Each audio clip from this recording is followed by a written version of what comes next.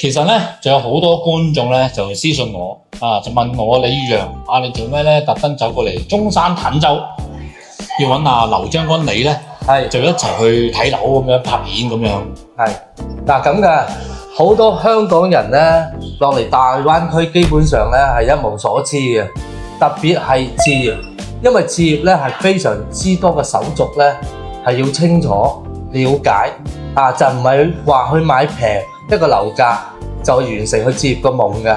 咁所以咧係大家要多知識、多關注、多睇一啲信息嘅嘢咯。咁我仲用香港人嘅角度就過嚟揾你，你仲用你嘅專業，就帶我哋咧係去深入地去睇坦洲呢邊嘅樓盤，無論係價錢地段性價比嗰啲，去深入咁去挖出嚟㗎咯喎。絕對係啦。咁所以咧，你同我去拍片咧，就最好俾香港觀眾咧去知識更加多置業嘅事情同埋運作咯。